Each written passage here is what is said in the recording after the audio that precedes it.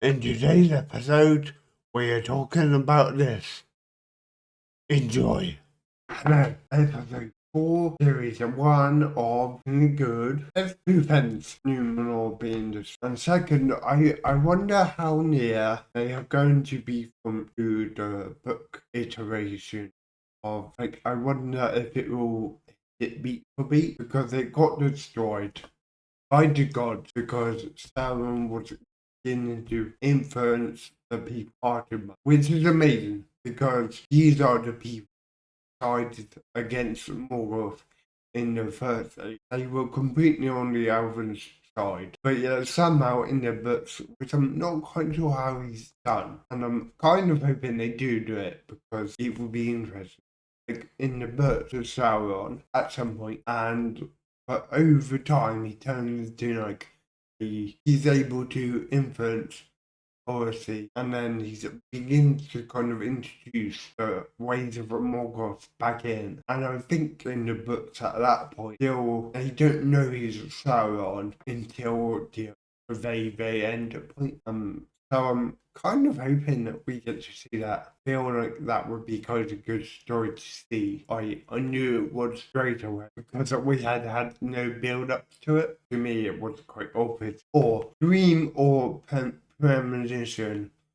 I'm not sure. Recent knows quite what it means at the moment, but we will find out. And I said before, it's quite interesting how the Numenors, even though they're really regal and got a good society, it's almost maddening how the old ways and the sort of ways almost take over.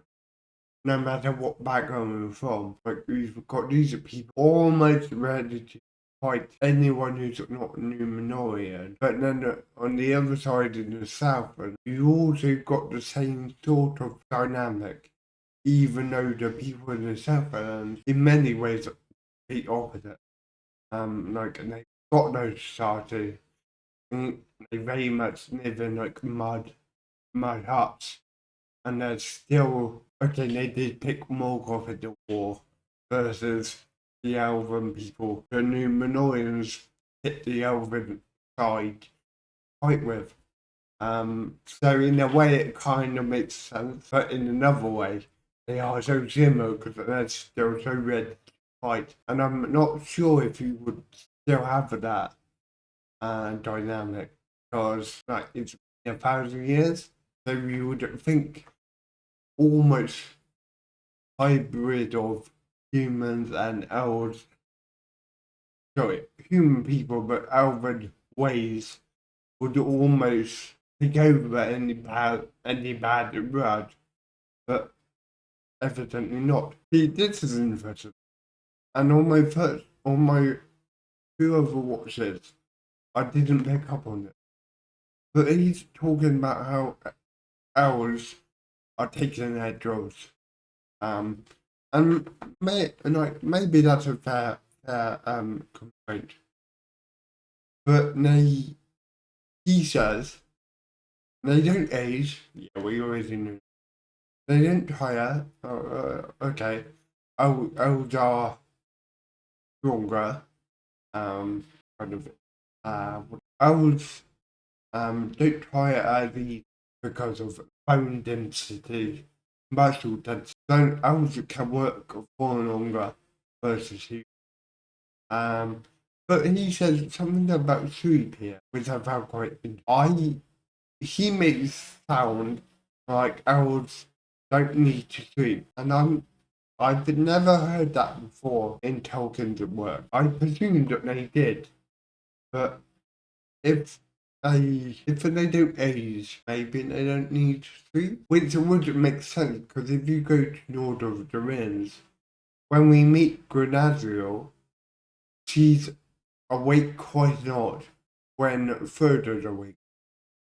Um, so yeah, maybe elves don't sleep, but I feel like they meditate, and I don't know if we've ever heard that, but I presume that they would meditate because they're quite spiritual. That would be what I. Oh, See, now I have a feeling that wine is actually in the Sauron Takeover story beat, because I feel like Sauron either poisons the wine or he does something to it to make it more potent. That kind of rings a bell, but also that might just, make you forget your troubles. Kind of rings a bell, but also, see, that's interesting because that's a symbol of a king of itself. 9 rings were gifted to kings, but we've only met, we've now met 2. That's the king, or a symbol of king of itself. And then there's a king of Numenor, which is her father. But we still need 7 more kings. And I don't think we've met 7 kingdoms. But also we are seeing this from Grenadier's point of view. So maybe that would make sense. Whereas if we saw it from man's point of view, maybe would have seen 9 rounds. I don't know if you could divide that up into 2 different kingdoms. And also, the Witch King of Ambar, don't know where that is yet. I don't think we've ever known. It would make sense to introduce the most famous, but also in series 2, the wizard with goes off to that star chart race, wherever that is. You see, that almost makes it sound like a Theodore, which I've always presumed Theodore is. Maybe not sure on that. I don't know if that happened because it wouldn't touch on properly, therefore making it human error, or if it was some sort of God like intervention and therefore making it a Theodore not go on the TV meant to be on, and therefore able to, but I might have to rewatch that scene. So I think that's important too. So after watching that, it looks a little bit more like it was a God intervention, because the rope kind of unhooked itself, and I'm quite sure gravity doesn't work now. So yeah, it was a God intervention, which is even more interesting, because it would appear like we know there are high gods, but it would appear like they could intervene in the first days of everything they come down to order quite a bit. In fact, there was a video quite recent what was saying the gods actually came down like once every 100 years, like have a meal, and like so I feel a bit like they intervened quite a lot in the first age, and then they back off more and more gradually, and then like by the third age, they're not part of it at all. And yeah, actually rewatching that, as I say, that was a good case when they do intervene quite a bit. It's like not ginormous, but like a tiny bit wave of the rope is Ada. It's interesting because I think Grenadier's, I don't know what to think about Gren, because obviously she's much younger compared to when we meet her in Order of the Twins. Way more of a, she knows herself so well, and she's way more of a witchy type elf, that kind of bit. And I really know Halbrand is someone I really like, but we're only given bits and pieces about him, whereas Ada's so cool because he's so like unique to the Rings of Power, and we could literally do anything we wanted, give or take. But yeah, we've not seen anyone like him in Order of the Rings. So he's a Urukai, and the only other Urukai we've seen is the one at the end of Fellowship of the Ring, and that one's very different because that one's so much more of a warrior type, whereas Adam not taught yet. When he talks, you can tell he's more of a dark elf, directed by Malcolm or Morgoth. And that's so interesting. With I think the whole new series about him. I don't know if we will get that or not. But yeah, I really like him. One of my top characters. There's something we've not seen before. Emotion from an orc or a guy.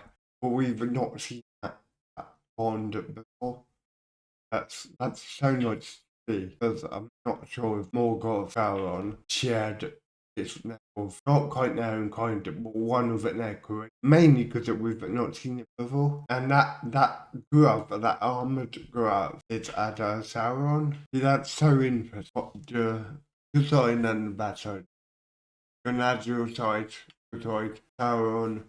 Morgoth evil, but we've also got this in the middle of what or a guy Goblin people in the middle were actually the Galadriel side, the side, got Sauron, Morgoth, Sauron's bad side. But then we've also got the creatures in the middle, like the wolf and the orcs and the orcai and goblin trolls, maybe trolls, whatever it was. Trolls are kind of bad, I guess. Dragons, that kind of thing. And they were their only victims of much bigger war of good and evil. Like they're not they're not always evil.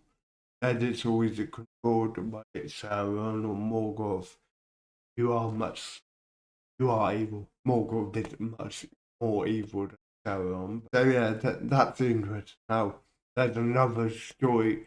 There's almost another level of the story other than the story. Yeah, I said it before, but I'm not sure if that tower is somewhere important. It almost looks like it could be the entry that day when it's got that tower, build another tower. It's kind of it there, but also I don't think it is anywhere like a random tower in, but it could be. And I really like the fact that Ada actually amendment choice go as in be in the tower or they can be destroyed. Whereas Sauron, Morgoth wouldn't have given it. He would have immediately got a name drop to another town or city. But I'm not completely sure it is. I think the basic thing, and I quite like about this, what I quite like about Ring of Power or Middle Earth is the fact that you don't just have humans one area within an area or in an area. Like they do have like minds of Moria. You've obviously got Mordor, which is it where the door. You've obviously got Mordor, which turned into where the orcs died. Apart from Mordor, all the other regions kind of spread out a bit, and I quite like that. Versus something like the Avatar, North Airbender, very much got the Fire Nation, both of the southern and the northern tribe, and then we've got the Earth Nation, and they don't really mingle that much. Obviously, you've got a few like outliers, January, died, wherever however, in general, they stick what they are. Whereas Middle Earth is a lot more spread out. And I quite like that because it means you might run into anyone out in the wilderness. I mean, to be fair, it's Standard Boy has to come up with some really good ideas. It makes me think he's someone. I do think he could be the son of. Is the fact that he's thinking, quite confident, and he's quite able to say what he thinks. He's somewhat in charge because he's almost used to being around like body. So I feel like he must be the prince basically. But I don't know if he knows it. I presume he doesn't. He doesn't know who his father is. He obviously knows who the father is, but I don't know that he would know the father's king. or if he acted like a vulnerable. So that would mean the boy could be one of the real rape. It's hard to know because for ages the real wave they all are not with us anymore, but they're kind of immortal.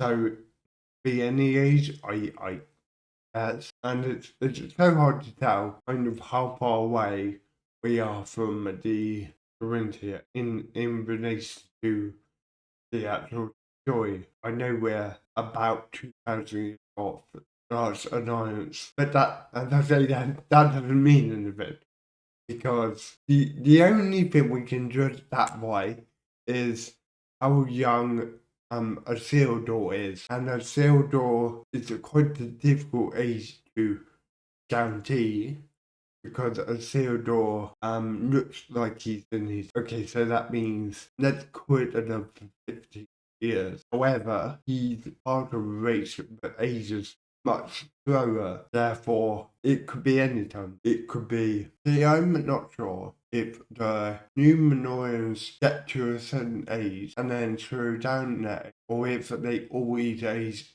slower like babies. I know that's maybe not but also it kind of isn't because, as I say, that could mean 15 years until the Dark Alliance, or it could mean another 30, 40 years. But I don't know how old a Isildur gets, because after the Dark Alliance big fight, he's then got the ring anyway, and then after that, I know he gets defeated and then the rinse in the river until Gormuk gets. But also, I don't know how many years that is. Like, I don't know, but that's 10 years, or if it could easily be like 100 years. So, like, to a point, it does. I think the boy here could be, let's say, the witch or any of it. However, it could easily be his son or even his grandson. You know, it's so difficult to tell. Okay, he's human. But as I say, Theodore isn't. He's going to live anyway. So it's so difficult to tell any kind of time at all. And the only other people we can judge it by is Galadriel, and Galadriel barely ages at all, so you can't even judge it by her. Aragorn's not in the party, so it's so difficult. Thank you for watching. If you like what we've seen, don't forget to subscribe.